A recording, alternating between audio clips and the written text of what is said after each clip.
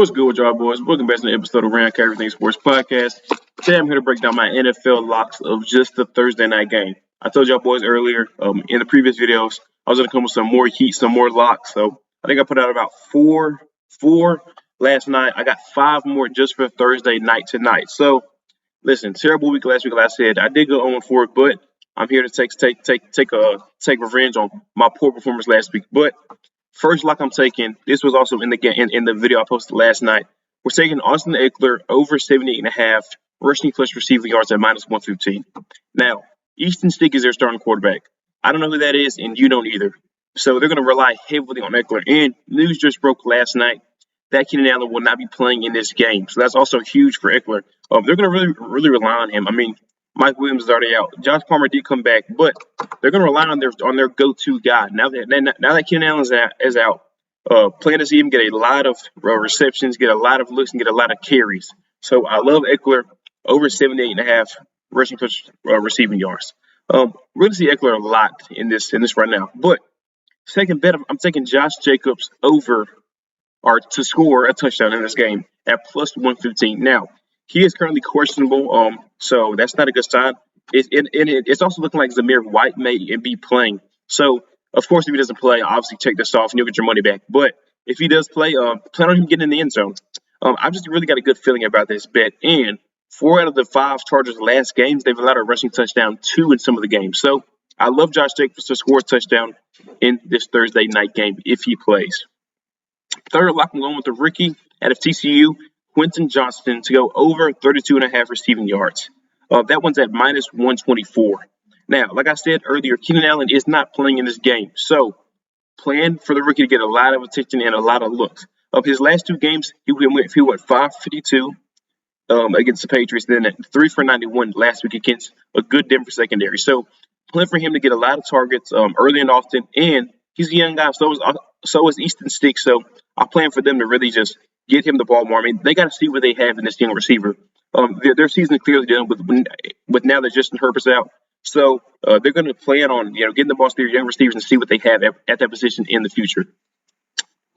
My third bet, I'm taking Austin Ekeler again to go over 12.5 carries at minus 114.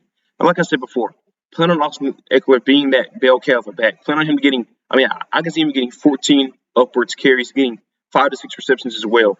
So I just think he's going to have plenty of carries. Now he's been at the 10 number pretty much the whole season, and he did have 14 2 weeks ago against the Patriots when they played in that low scoring slugfest.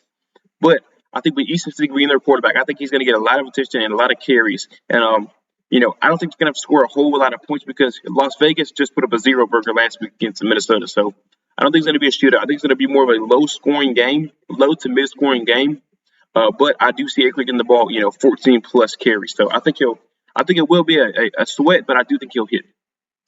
My fourth bet, I'm taking the Los Angeles Chargers total points to go over 16.5. Now, both teams are coming off pretty horrendous game scoring. Las Vegas coming off a 3-0 loss, and then Chargers coming off a 24-7 loss. So both these teams need to get the ball moving offensively. But for the Chargers, they're playing against a pretty bad team in the Las Vegas Raiders.